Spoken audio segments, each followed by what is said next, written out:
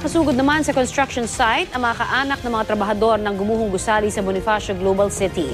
May ulat on the spot si Steve Dailisa. Steve? Connie, unti-unti na nga pinapauwi yung mga construction worker na kabilang dito sa area na ito, dito sa BGC, na kung saan nangyari yung pag-uho kanina.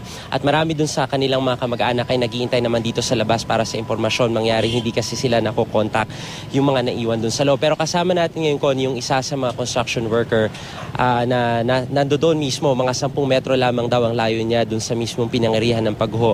Sir, pakikwento nyo nga ho sa amin, mga anong oras nangyari yung pag-uho at saka ano ho yung narinig ho ninyo?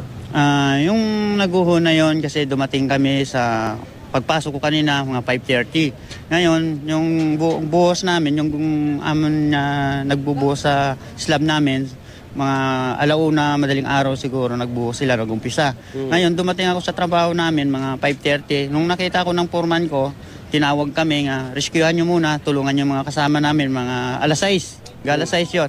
Tapos, sabi namin, rescuehan, tulungan. Okay. Tapos, nung tinulungan namin, mga alas 6, ang oras, 7:30, mga 7:30, inabot namin 1:30.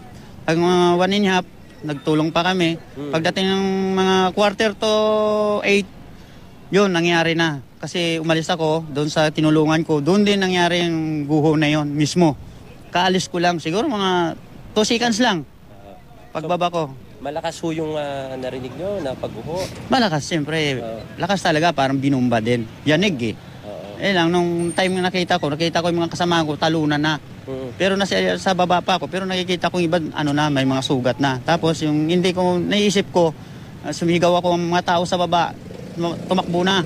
Kaya sabi nung mga kasamahan ko, pare, nakatakbo na sila, pero nakita naman ng isa ng foreman ko, nakita ko yung foreman dun sa nga hindi umalis. Sabi ko ano nangyari? Sabi niya, mayroon pang naiwan doon mga foreman na sa nag-rescue sa tapos sa mga pouring guards. Sabi ko, foreman kagabi.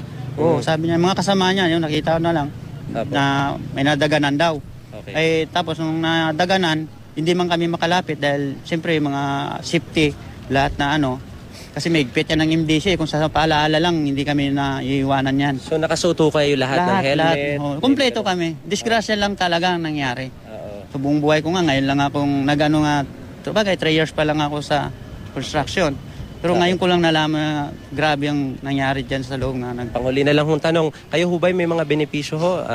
Yun ang wala.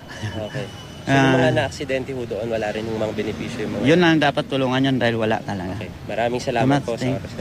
So, Connie, yan nga yung isa sa mga construction worker nakagagaling-galing lamang doon sa mismong looban. Kanina lumabas sa atin dito yung kinatawa ng Fort Bonifacio Development Corporation at maglalabas daw sila ng pahayag, pati na yung FASTEM construction company na siya na mga subcontractor doon sa particular area na pinaguhuan. Connie.